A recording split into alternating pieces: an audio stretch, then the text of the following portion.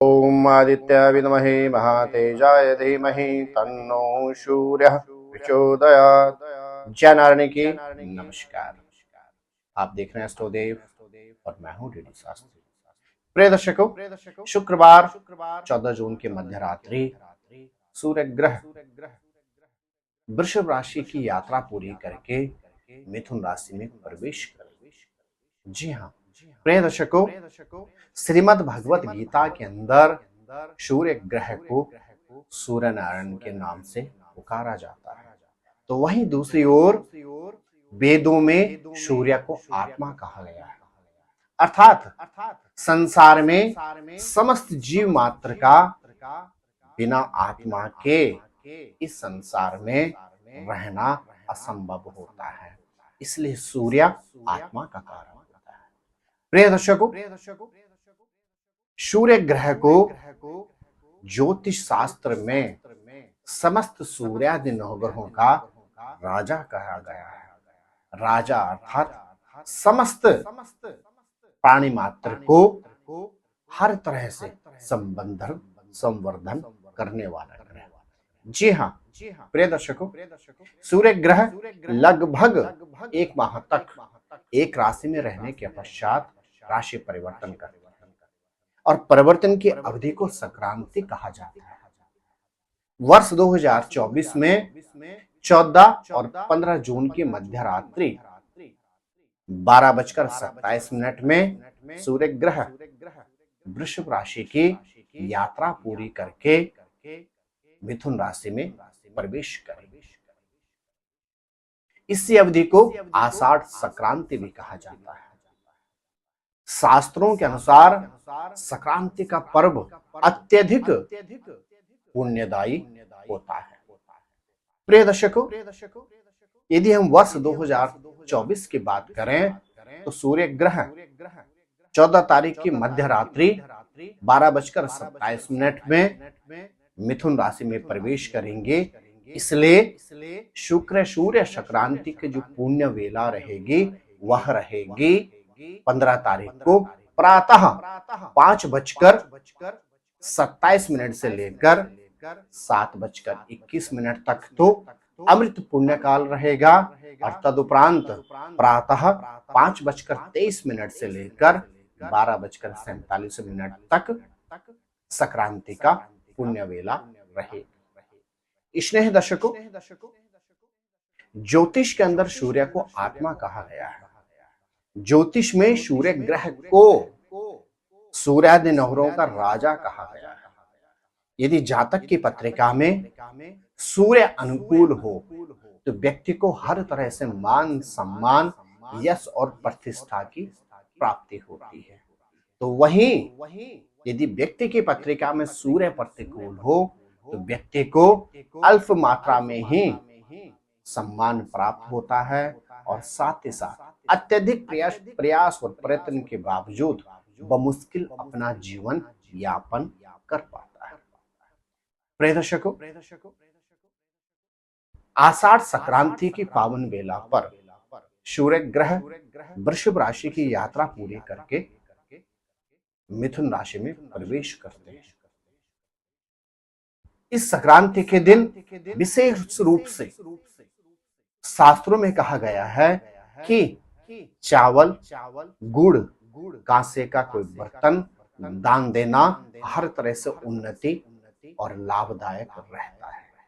यहीं से ही वर्षा ऋतु भी प्रारंभ होती है। कहीं कहीं कई क्षेत्रों में इस दिन सिलबट्टे का पूजन भी किया जाता है, क्योंकि सिलबट्टे को हिंदुस्तान के बहुत से क्षेत्रों के अंदर मां भूदेवी का प्रतीक माना जाता है। इस दिन सिलबट्टे को पहले गंगा जल दूध से शुद्ध करके गंधाक्षत आदि करके पूजन किया जाता है। प्रिय दर्शकों, जब सूर्य नारायण प्रवेश करेंगे मिथुन राशि में तो उनका वहां पर बुध और शुक्र से होगा मिलन। सूर्य और बुध के मिलन से बनेगा बुधादित्य। जब जब सूर्य और बुध मिलते हैं तो सूर्य के परम मित्र बुध ग्रह, इन दोनों की युति से सूर्य को भी बल मिलता है और बुध ग्रह को भी बल प्रदान होता है। अपितु जब जब सूर्य और शुक्र की युति होती है, यह युति योग कारक नहीं मानी जाती, क्योंकि सूर्य एक और जहां आत्मा का कारक होता है, मान सम्मान का कारक होता है, तो वहीं शुक्र ग्रह भौतिक संसाधनों का कारक होता है। लेकिन सूर्य के सन्निकट शुक्र के आते ही शुक्र ग्रह अस्त हो जाता है। इसलिए सूर्य और शुक्र की युति को ज्योतिष संहिता के अंदर उत्तम नहीं माना जाता है। प्रिय दर्शकों, अग्नि तत्व के कारक सूर्य ग्रह सिंह राशि के साथ कृतिका नक्षत्र, उत्तराषाढ़ा नक्षत्र और पूर्वा फाल्गुन नक्षत्र के स्वामी सूर्य ग्रह लगभग 32 दिन तक मिथुन राशि में रहने के पश्चात 16 जून को प्रवेश कर जाएंगे कर्क राशि में। इसलिए दर्शकों, आज का यह एपिसोड आपके लिए बहुत महत्वपूर्ण है और इस एपिसोड के माध्यम से आप जान पाएंगे कि 14 जून से लेकर 16 जुलाई तक सूर्य ग्रह जब तक गोचर करेंगे मिथुन राशि में, आपकी राशि अर्थात व्यक्तिगत आपके जीवन पर पड़ेगा कैसा प्रभाव। करूंगा आपकी राशि के अनुसार आपसे चर्चा। इस गोचर को आप जान पाए अपनी चंद्र राशि के अनुसार। राशि पर प्रारंभ करूं उससे पहले आपसे एक आग्रह, यदि पहली बार आप हमारे यूट्यूब चैनल पर आए हैं तो चैनल को सब्सक्राइब करें, बेल आइकॉन ऑन करके रखें और शेयर और कमेंट्स करके हमारा उत्साह वर्धन अवश्य करें। प्रिय दर्शकों, राशि पर प्रारंभ करते हैं और सबसे पहले जानते हैं मकर राशि के जातक। सूर्य ग्रह आपके लिए होते हैं अष्टमेश के स्वामी और आपके यह छठे भाव में प्रवेश कर रहे हैं। द्वादश भाव पर रहेगी सूर्य की दृष्टि। आपको अत्यधिक सतर्क रहने की आवश्यकता है। गुप्त शत्रु आपको परेशान कर सकते हैं, आर्थिक क्षेत्र में आपको हानि हो सकती है, पिता का स्वास्थ्य आपको परेशान कर सकता है, अचानक घटनाओं का भी आपको सामना करना पड़ सकता है। हाँ, यदि आपकी राशि है मकर और आप व्यवसायी हैं तो आपके व्यवसाय में मध्यम सुधार उन्नति के योग बन सकते हैं। आपको हर तरह से अलर्ट रहने की आवश्यकता है। मतभेद वाद विवाद से दूर रहें। अचानक कोई भी डिसीजन न लें। यात्राओं पर अत्यधिक सतर्कता के साथ आप यात्रा करें। क्या करें? रविवार के दिन प्रयास करें तांबे के बर्तन में मसूर की दाल, गुड़ और एक अनार रखकर प्रयास करें किसी महात्मा को समर्पित कर दीजिए और साथ ही साथ महात्मा को लाल वस्त्र ओढ़ा दीजिए। निश्चित सूर्य ग्रह की आपको अनन्य कृपा प्राप्त होगी। सूर्य ग्रह से संबंधित कष्टों से आपको निवृत्ति प्राप्त होगी। प्रिय कुंभ राशि के जातक, सूर्य ग्रह आपके लिए होते हैं किसके सप्तम भाव, जीवन साथी या संबंधी के कारण, और अब यह प्रवेश कर गए हैं आपके पंचम भाव में। अद्भुत समय है आपके पास। चटमंगनी पटविवाह के आपके योग बनते हैं। यदि अविवाहित हैं तो, विवाहित है तो इस अवधि में संतान के योग, संतान का सुख या संतान से सुख की संभावना बनती है। आर्थिक क्षेत्र में उन्नति के योग बनते हैं। अटके हुए काम आपके पूरे होंगे। व्यापारिक क्षेत्र में उन्नति के आपके योग बनते हैं। कुल मिलाकर कुंभ राशि के जातकों के लिए गोचर में सूर्य ग्रह का परिवर्तन हर तरह से उन्नति और समृद्धि का कारक रहेगा। रविवार के दिन 5 मीठी रोटी बनाकर गौ माता को खिला दीजिए और साथ ही साथ पानी का कोई बर्तन किसी जरूरतमंद व्यक्ति को दान दे दीजिए। निश्चित सूर्य ग्रह की आपको अनन्य कृपा प्राप्त होगी। प्रिय मीन राशि के जातक, सूर्य ग्रह आपके लिए होते हैं छठे भाव, षष्ठेश के स्वामी, और अब यह पहुंच गए आपके तृतीय भाव में। दृष्टि रहेगी कहां पर? आपके प्रोफेशन दशम भाव पर। आपके लिए भी अच्छा समय है। यदि विगत लंबे समय से आप बिना जॉब के थे तो बहुत जल्दी आपकी सर्विस प्राप्ति के योग बनते हैं। पारिवारिक क्षेत्र में सुख समृद्धि का कारक समय रहेगा। साथ ही साथ इन्वेस्टमेंट के आपको अवसर प्राप्त होंगे।